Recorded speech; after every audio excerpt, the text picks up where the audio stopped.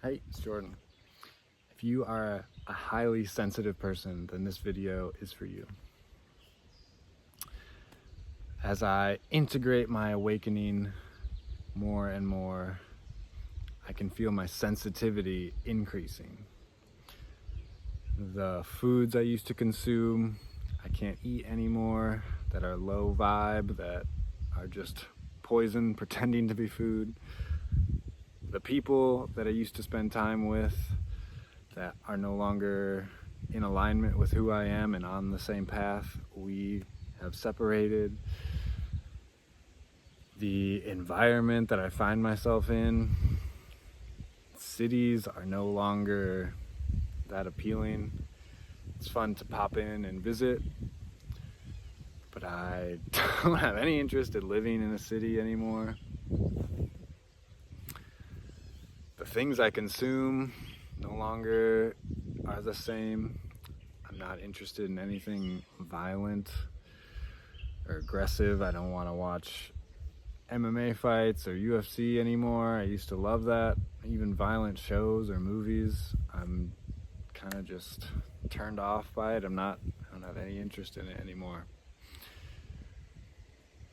The more meditative and loving I become, the more that's all I want my reality to reflect. Because ultimately, this world is a mirror. The more angry and upset you are, the more angry and upset the world is. And the more loving and meditative you are, the more loving the world is. So it really comes down to learning to set boundaries. When we become sensitive, we set boundaries, and if people respect them, then we can let them in. It's almost like a little gate around you with the door, and say, hey, if you want to come into my space, then go to this gate and I'll meet you there, and depending on where I'm at in the day, I can let you in or tell you another time or whatever.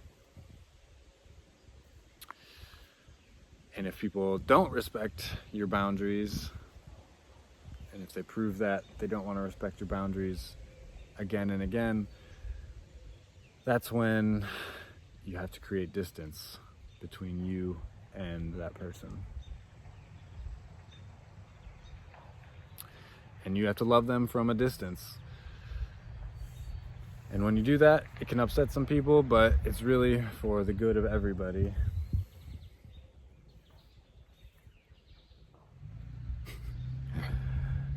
And so how do we set a boundary?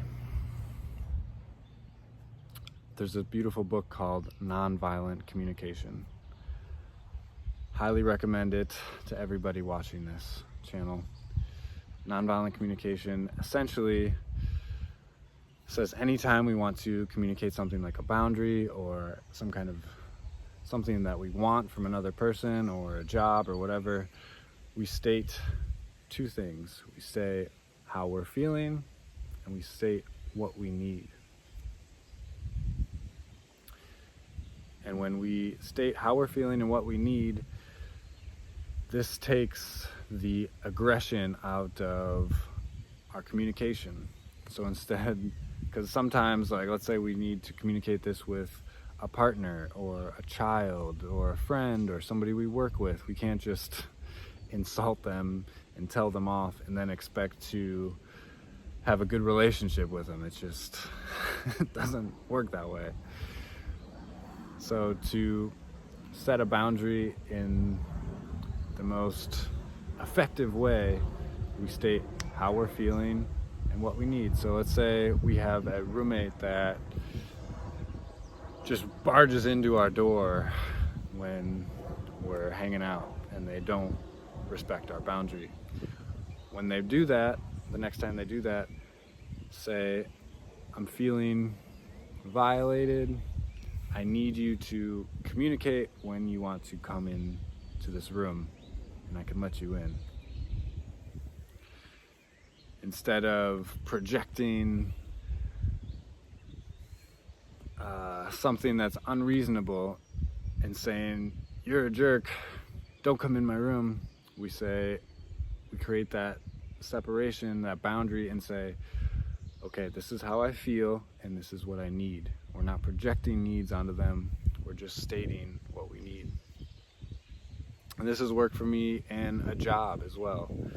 I wanted to start making more money at this job, so I sat down with my boss and told him, hey, I'm feeling this way, I'm feeling frustrated, what do I need to do to start to make more money here?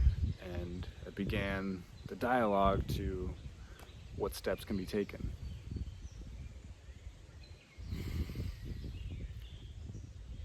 And sometimes, let's say we're highly sensitive, but we need to go to the bank, we need to go to the grocery store, we need to do our day-to-day things.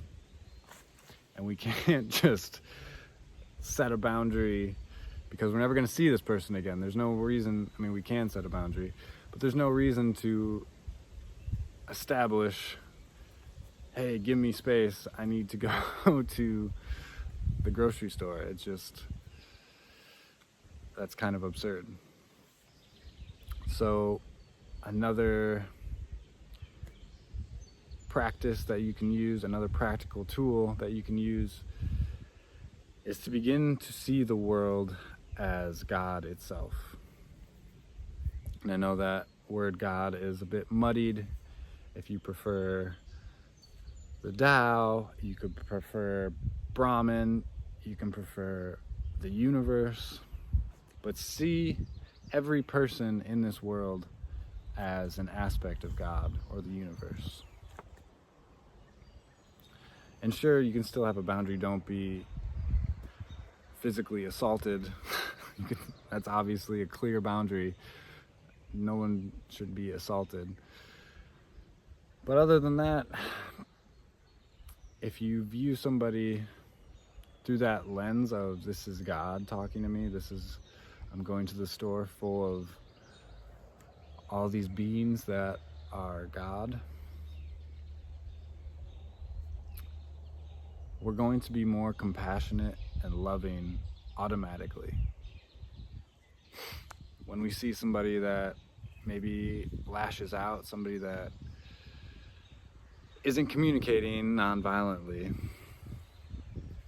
we can see them through the lens of compassion and caring, not taking it personal that this person is upset, because there's plenty of angry people in the world, and we're going to have to be in the vicinity for a short time at least. But to just look at them with the eyes of love. What would love do if love met this person that isn't behaving the most civil way, the nicest way? What would love do? How would love react in that situation? And then again, turn it back on yourself. What would love look like if I treated myself with love? How would I act if I loved myself? Would I still engage in the same behaviors? Would I still surround myself with the same people? Would my habits be in line with someone that loved themselves?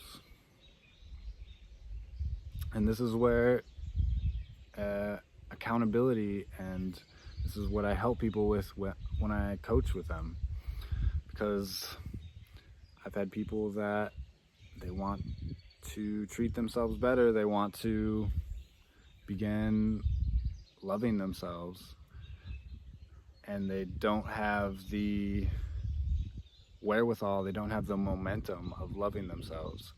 So when you check in with somebody that can keep you accountable for this integration process, which is what it is, we are integrating this new way of being, this transformation, and we have somebody that can check in and offer their perspective, that can be the difference between integrating this change and just making an idea that disappears into the ether.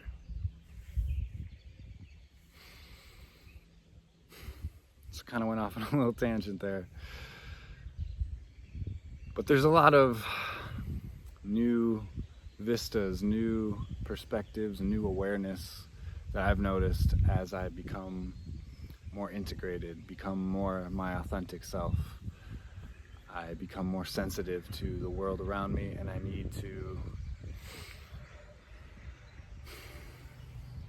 let other people know that I'm not who I used to be, and I need to establish a boundary that this is who I am now, moving forward.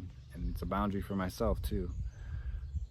What internal boundary would I set if I loved myself? So it goes both ways, this concept of a boundary. And how would you treat others? As within, so without, as above, so below. All these rules apply both ways. So Nonviolent Communication, check that book out. If you're interested in diving in, if you're looking for some accountability to create a transformation in your life, I offer one-on-one consultations and coaching. Check out my website. You can find a time to book there. Otherwise, I love you. Have a great day.